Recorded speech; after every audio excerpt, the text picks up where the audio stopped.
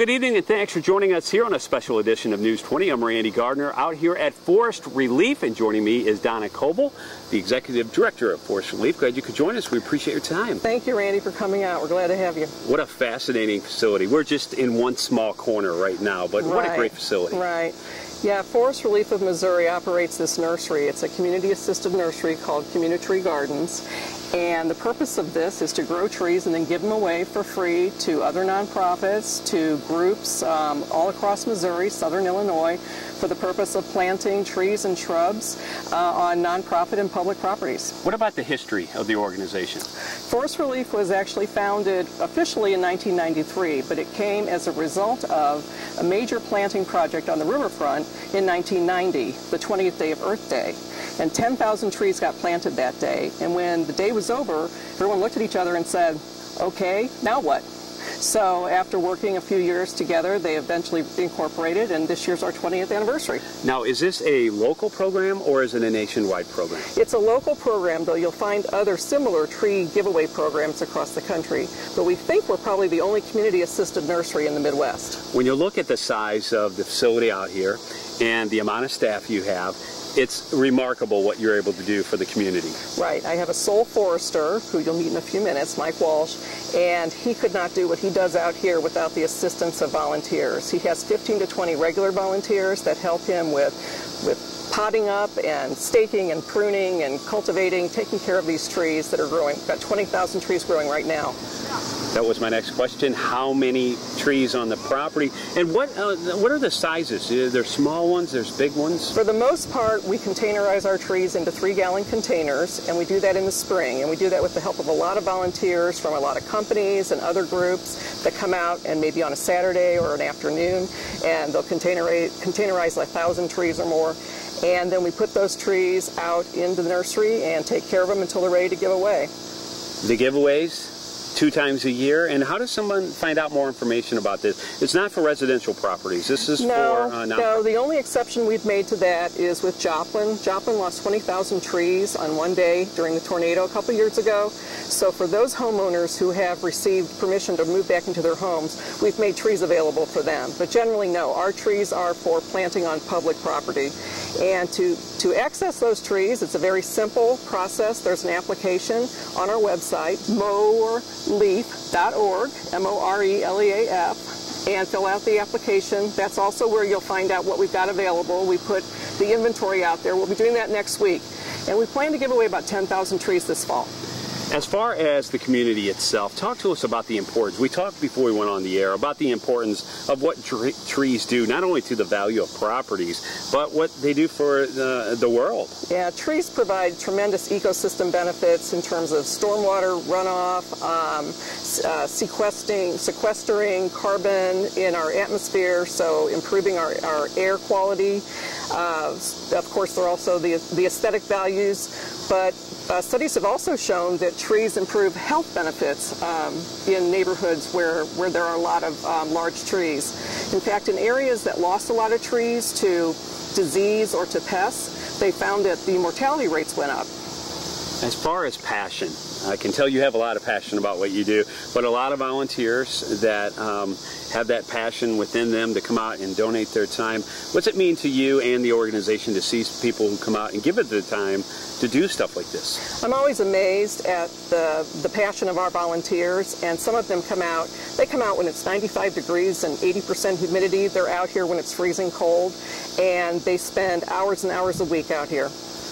In terms of the property here, we're going to talk to Mike. Just in a few minutes here about what he does. Now, the offices are actually not on this property. No, we'd love for the offices to be here eventually, but right now our offices are located on Lindell in Midtown. In terms of the public, do they get to choose what trees that are given to them when they actually sign up, or do you decide for them? Well, sometimes it's a give and take, but for the most part it's first come, first serve, and we encourage people to get their applications in early and tell us what kind of trees that they want, and we have about 40 different species they can choose from, and it really depends on what's gone on with the weather. Last year we had terrible drought. This year we had a lot of rain in the spring and not so much right now. We're doing a lot of watering, but we know by the end of August what we're going to have available. And are those trees brought and planted, or did they just get dropped off? or do you pick up? The trees, people come to get their trees. Yes. So you don't take them and plant them, you just grow them. We grow them. We make an exception for Joplin, and for other storm damaged communities we have made deliveries, but for the most part we lack the capacity to do that. Well, Donna, we'll have you back on the end of the show to tell people about how they can find out more information about getting some of the trees. We're going to take a quick break here. When we come back, we'll take a look at some of the trees here on the property that you can go on the website, sign up for, and once again, it's not for residential. Not for residential, but we have neighborhood associations that apply for trees for planting on common ground, so they are still available for neighborhoods. Sounds good. Donna Coble of Forest Relief. Stay with us. We'll be right back.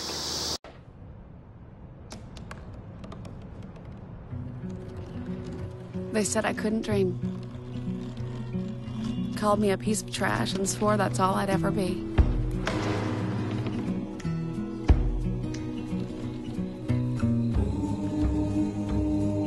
Said a bottle couldn't see the ocean.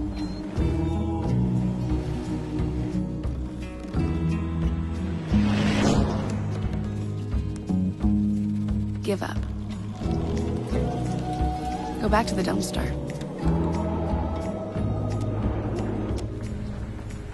But I didn't listen. I made my way.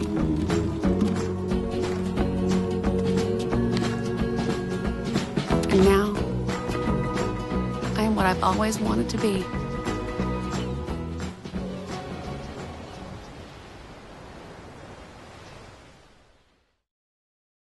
And joining us now is Mike Walsh, a forester here with Forest Relief. Mike, for the people who don't know, explain what the word forester means. Well, there's a lot of different things a forester can do. In my case, I'm a forester that operates a reforestation nursery, but in many cases a forester will do management plans for the forest, go through and tell you which trees to remove. If you're going to be logging or any timber harvesting, you want a forester to oversee that to make sure it's done in an ecologically sound manner. And you take care of trees on a nice hot day like this, 90 plus out here today. Foresters usually take care of the forest. Arborists will kind of take care of individual trees or in a community, but we've got a lot of trees here. We've got about 20,000 trees here that I'm in charge of taking care of with the help of many volunteers. We talked to Donna about what the organization stands for. We've got many different breakdowns of different trees. Can you walk us through? Because I think a lot of people, when you just say tree, they think of tree. Yeah, they don't understand. Well, there's nearly 150 or more native species that grow in Missouri. All kinds of trees, big trees, little trees, small shrubs, even medium size, everything in between. But we've got an example right here. I've got one of a lot of people's favorite tree here is a bald cypress. Scientific name is Taxodium visticum. It typically grows in southeast Missouri. This is your typical swamp tree that everybody thinks of when they see the cypress and they see the swamp. This is a 3-gallon bald cypress. We actually took a bare root seedling that we got from the state nursery, which is about this tall, this spring, put it in a container, and we've been growing it all year. So this thing was merely inches tall. Now it's about 3 feet tall now. And this thing is ready to give away this fall for a school, a park, church, neighborhood common ground. This could even end up in a homeowner's yard in Joplin that lost all of their trees in the storms of 2011. On another note, though, while we're looking at a bald cypress, let's look at another one here.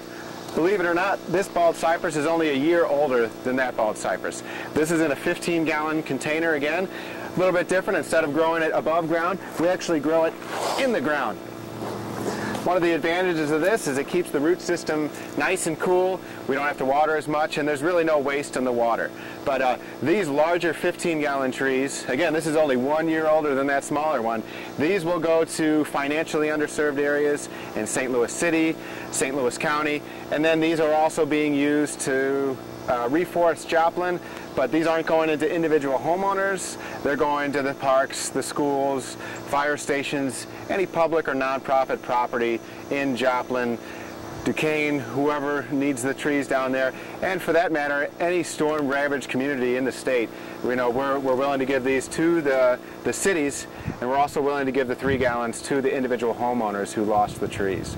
So far, we've given Joplin over 3,000 trees since the fall of 2011. As we walk down the line here and see the different styles of trees, when you're trying to plant these per se in your yard and you have specific well, I don't want it to grow big roots. I want it to shade the house, but not, you know, overgrow the patio. Someone like yourself, is that what you do, say, a tree like this? One of the biggest parts of my job is making recommendations on what to plant and where to plant. You know, we try to stress right tree, right place. For instance, bald cypress gets huge. This is a persimmon. It'll get very large. This is a tulip tree. It will also get very large. You know, anywhere from 70 to 100 feet. So don't plant them next to your house. Don't plant them under power lines. However, we have things like this, which is a viburnum. A native viburnum. We also have American hazelnut right behind me here. You know, this is the same hazelnut that you get in the store. It even has hazelnuts growing on it. You know, this is something that you could plant in a smaller area, say a corner of your house, under power lines or near utility lines. You know, generally don't want to plant under power lines, but we could still plant near them with something like this, and it's never going to cause outages or anything like that. You know, and then again, we have black gum here, we have river birch. We have over 50 different species of native trees from Missouri represented just in this area right here. So a wide diversity of trees to give out is always good for a wide diversity of locations. And what's it make you feel like to know that what you do as a job really helps the community as a whole? It's extremely rewarding because I get paid to do this, and I sometimes get things mixed up when I'm not working. I'm playing with trees and I'm not getting paid, but when I am working, I'm playing with trees and I'm getting paid. So I have a very rewarding job, and working with the volunteers is what really keeps me going, because seeing their motivation, seeing their dedication, you know, I got to work hard to keep up with them, and you know, it really makes me feel good. And as we wrap things up here today, what would you say to everybody out there who really doesn't understand what these do for the community? They just take trees for granted. Yeah, I mean, if you look at Joplin, they lost over 20,000 mature street trees since the tornado. The people down there, they know exactly what they lost, and when you see that, it's just incredible. And sometimes you don't realize what you have until it's gone. But you know, we need to keep planting trees. The best time to plant a tree was 20 years ago, and I guess the next best time is today. So we need to plant more. We don't have to plant problem trees that people may not want, or power lines, and everybody has problems with trees. But if we put the right trees in the right places, we can reforest our community, starting with our yards, our neighborhood, churches, schools, anything like that. You know, get out there and plant a tree.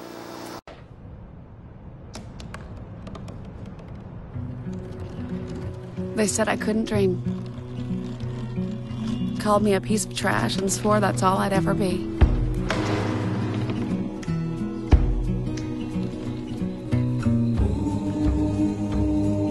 Said a bottle couldn't see the ocean.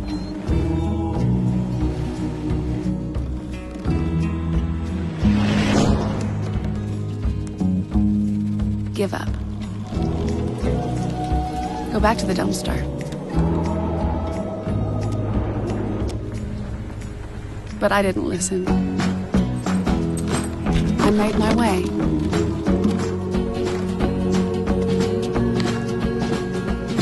And now, I am what I've always wanted to be.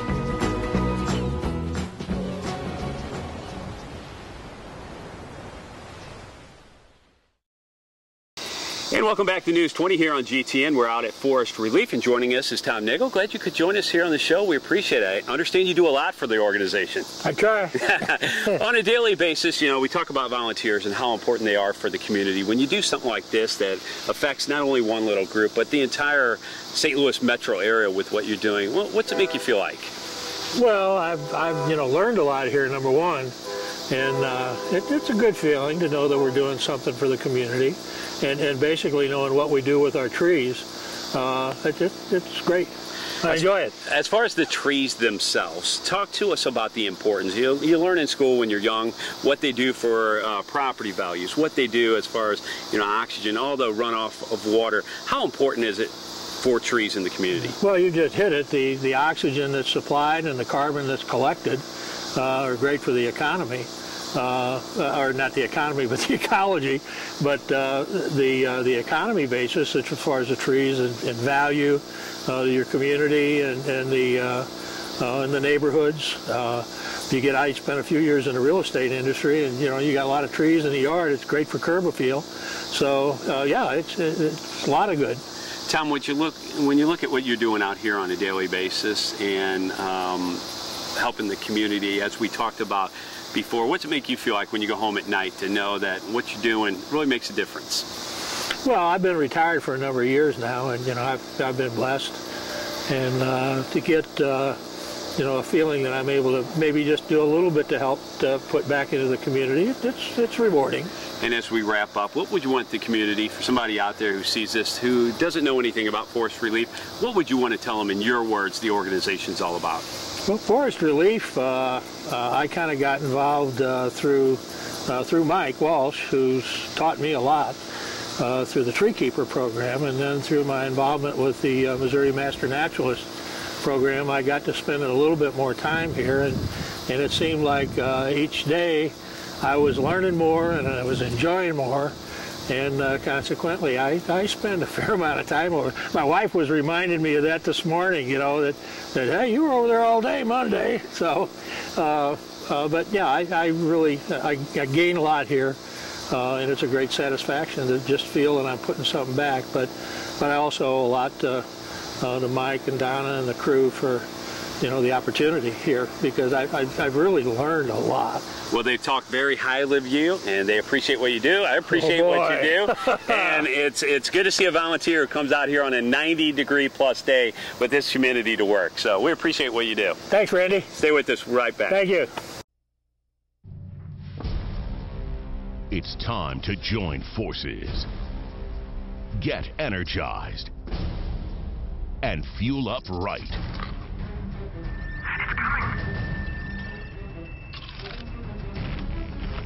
Because starting today, every kid in America has a mission.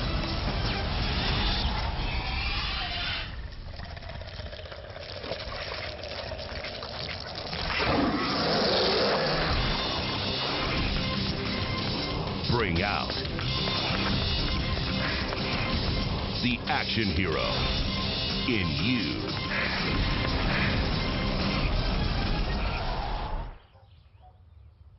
Be part of the greatest action movie ever. The first movie that puts you in the action. Show us how you train and eat like an action hero.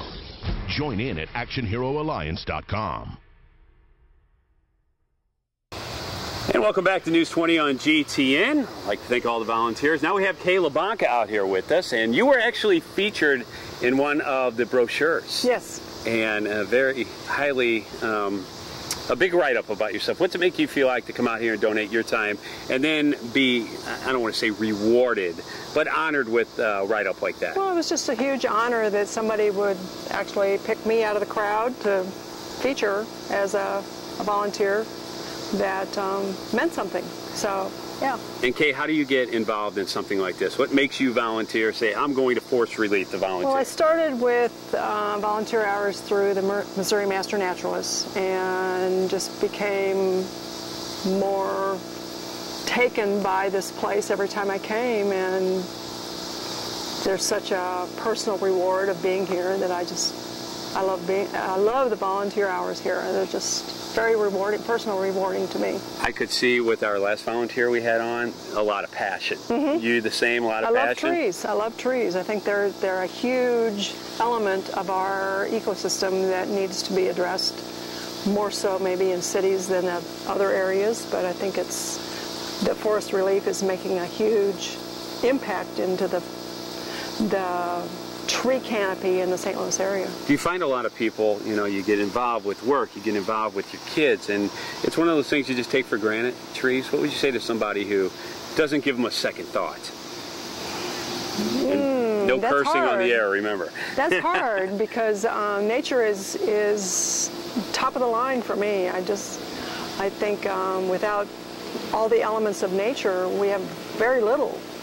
And with all of the global warming and all the ecosystems that are threatened right now, I think it's huge that we pay attention to restoring what maybe is depleted in the urban environment. Okay, we appreciate your time. We appreciate what you do for the community and Forest Relief. Stay with us. We'll be right back.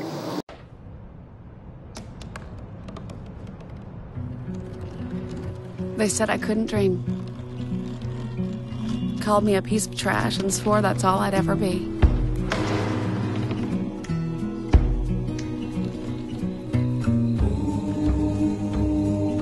said a bottle couldn't see the ocean.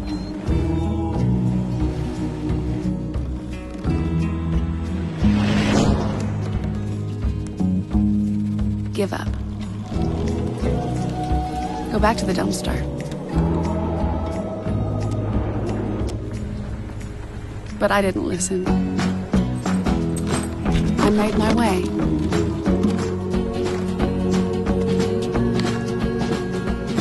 And now, I am what I've always wanted to be.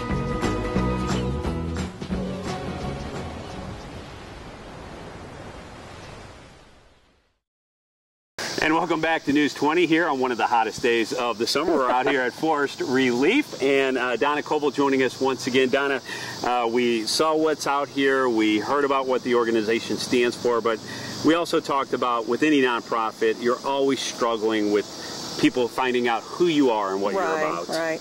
One of my jobs, probably my biggest job, is to make sure that the community knows what we do and to generate support for that. I spend a lot of time fundraising, of course, and in order to do that, people first have to know what you do. This is our 20th anniversary, and we have been growing over those years, and we've got plans to expand over the next 20 years. And so building that community of sport is really critical. And that would be a question. What do you see over the next 5 years? You've grown so much to get to where you are now. What's the next step for yourself? Well, we'd really like to enhance our education and outreach programs. We are finding ourselves, as you become more well-known, people are asking more and more for you to come out and speak to their groups, etc. So we're training some of our volunteers to become docents for us and to do some of that teaching, because our forester, is only one person. He can't be everywhere. But we'd love to see an education center and an outdoor classroom at some point. So we'd love to see that expansion happen, and also continue to expand the nursery. Do you find that there are a lot of people out there like myself who have a million questions, like before we went on the air, about trees, even with the kids that are growing up learning about what it does and what they do? I actually think this generation knows a whole lot more than my generation did about trees and all the benefits they provide, so it's not a tough sell with the kids. So it's definitely something, though, if you don't think about it every day, you don't realize that the trees in your neighborhood, what they're doing for you and how important they are. And as we wrap up, Donna, one more time, give us all the information, how they can find out more about the application process and find out more about the organization. Right. The easiest thing to do is to visit our website, which is www.moreleaf.org. And that's where you can find all the information on our programs. Sounds good. We appreciate your time so much today. It was fascinating. A wonderful organization here. Once again, go to the website that you see on the screen right now for any more information. We hope you enjoyed the show. Donna, thanks again once again. We'll see you tomorrow night right here on News 20 on GTN. Have a good evening. It's time to join forces. Get energized. And fuel up right.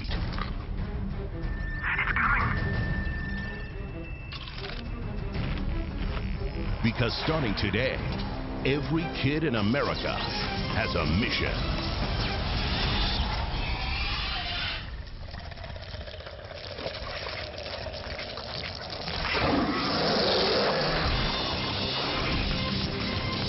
Bring out the action hero in you.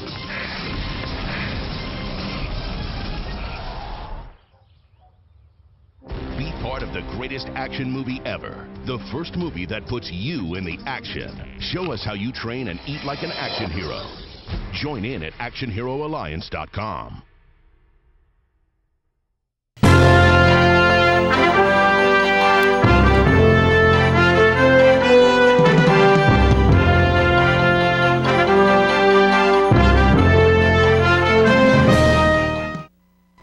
I remember the moment. I'll never forget that moment. That moment? It was a moment that changed my life.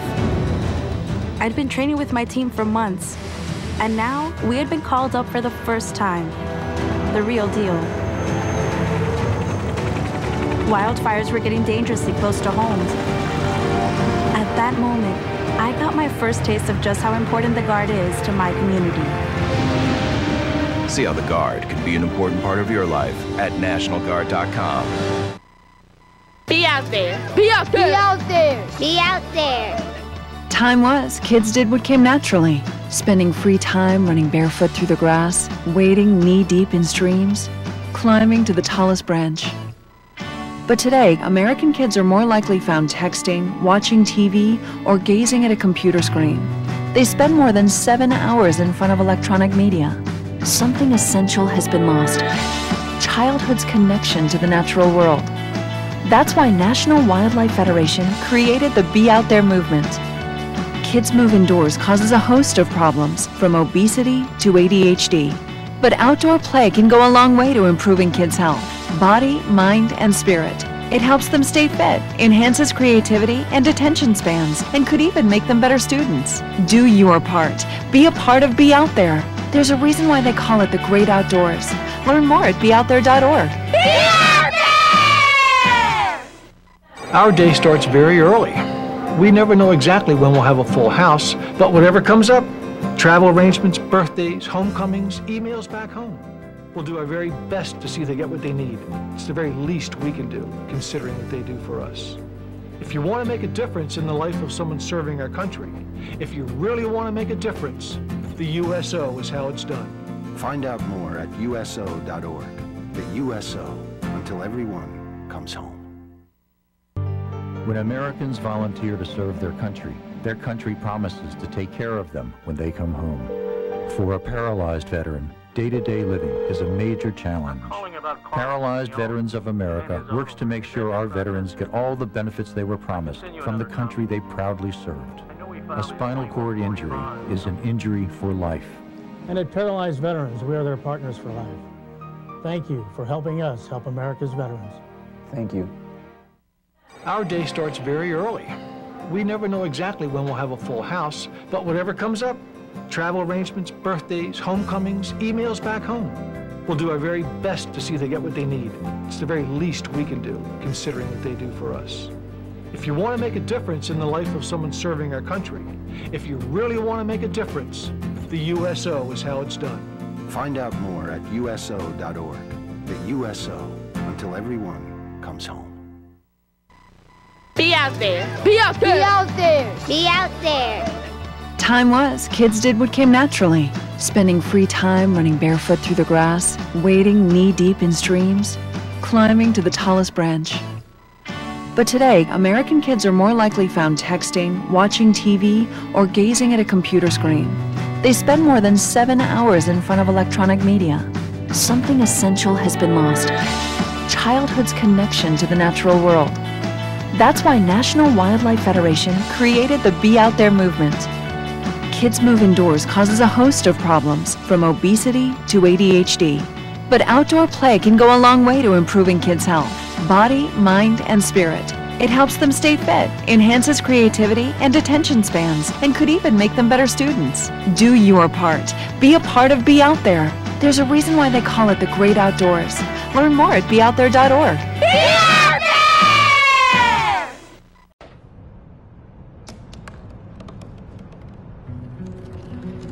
They said I couldn't dream. Called me a piece of trash and swore that's all I'd ever be.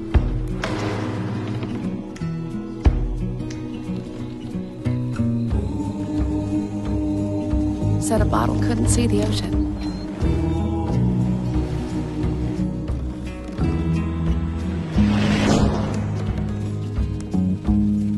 Give up. Go back to the dumpster. But I didn't listen. I made my way.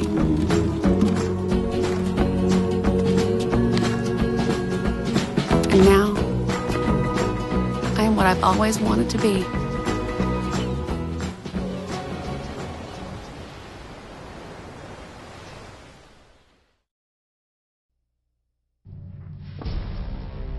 It's time to join forces.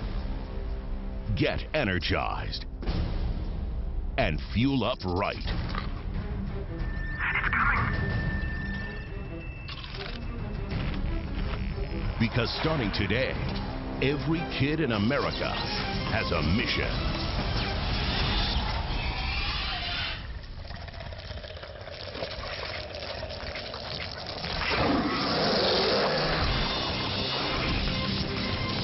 Bring out the action hero in you.